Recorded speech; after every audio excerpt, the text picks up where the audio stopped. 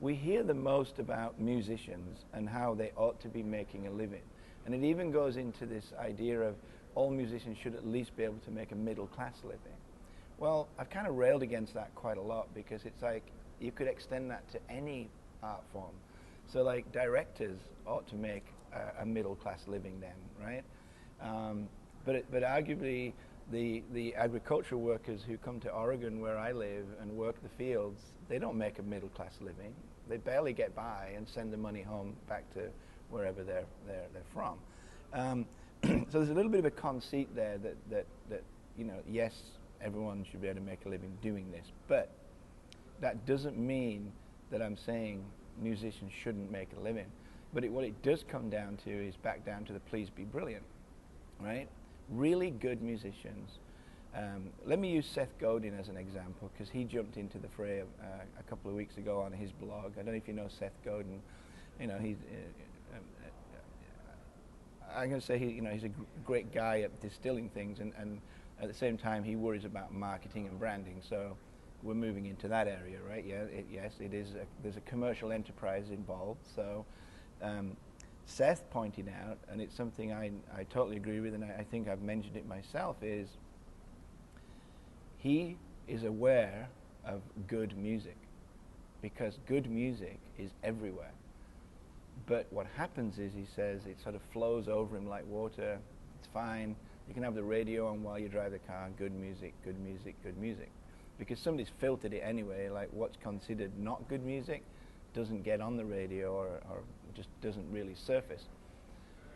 Really great music, this is where Seth comes in. He's like, I go out of my way to interact by, go see a performance by really great musicians. And it's no different in the art world, you know.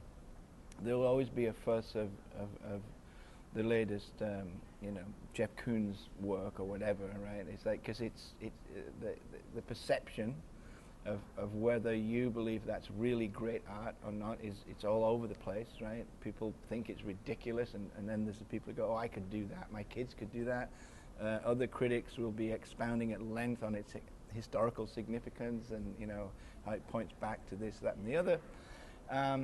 Yet at the same time, there's thousands and thousands and thousands of artists out there who don't get any attention whatsoever, and are certainly not making a middle class living. But I also suspect they don't expect to be doing that. So I have a little bit of a beef with musicians who've been, you know, they've been pounding around the United States in a van, and they've maybe sold 1,000 CDs through CD Baby, and they're continuing to sell at shows, but it's not, there's no progress been had, and we're still not making money. It's like, well, then you have to reconsider what you're doing, because if you're not aware of the marketplace, i.e. you are unfortunately one piece of product in this vast landscape called the music business, and you're not really making headway, you know, you're just basically treading water, then it's difficult for me or anyone else to A, help, or B, get you to understand that you may want to just stop and consider another career. And I know that that's heartbreaking for people, and it can destroy all your ambition right there. But one has to, like in any discipline you're working in, you know, I would love to write a novel, because I'm such an avid reader of great works, particularly, you know, I just like, I seek out the best authors that, for me, my filter, you know, maybe Cormac McCarthy, it could be, I want to read To Kill a Mockingbird again tomorrow, you know, it doesn't matter. It's just a passion, but I know I can't write a novel. I could attempt to write a novel, and I could put many hours of my day and life into writing a novel that I, in my heart, know will surely be rejected by publishers, right? But if it worked out that, no, someone thinks this is a great novel, and here's a $50,000 advance for your book, then all right, hey, that middle class living just turned up for 1 year, you know, it's not going to last forever, you've got to keep doing this. And I'm not a novelist. So I look in the mirror and go, Dave, let's not go down that road right now. And I would hope that musicians can look in the mirror a little bit and understand that what you're saying, yes, it's capitalism, it's marketing, it's promotion, it's market-driven. And it brings us back to what we've been talking throughout this interview. Attention is scarce.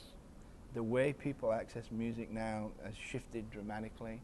I talk about, and I'll be talking on my panel this afternoon, I talked about it yesterday on a panel, is just think about the hypothetical 8-year-old girl who was born in the USA after 9/11. So she hasn't experienced 9/11. It's a historical event to her. She may not know what a CD is unless her parents gave her one and explained, you put it in this machine or your computer, it plays music. And soon enough, she'd be savvy enough to take that music off that CD and put it into an iTunes application.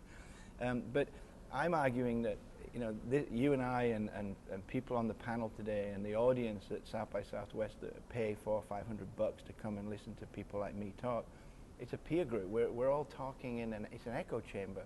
We can talk about this year after year, but until somebody steps up, either musicians or label heads who really understand it has completely shifted and begin to say to themselves, we should bring in someone from the outside, because this happens in companies a lot. When you get stuck with your product and things are sliding, you bring in outside consultants technically to say, it's a cultural problem within the company. There's nothing wrong with the product.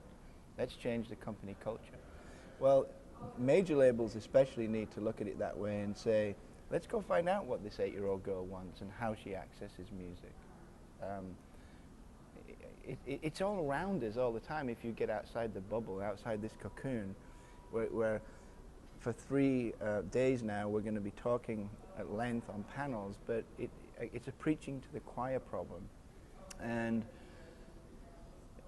I've been doing it for 15 years down here, and it's like I'm not sure that we're seeing any significant change. One of the founders of Nimbit yesterday was disagreeing with me because he feels that I'm just waving a flag and it's not surrender, it's like we're drowning, literally, it's like it's going away. Because he said Nimbit's very successful for thousands and thousands of bands. And I said, well, that's fine, but I'm not a naysayer about music and the selling of music. It's just that we're not paying attention to how people want to get that music. What if they don't want to use Nimbit, right?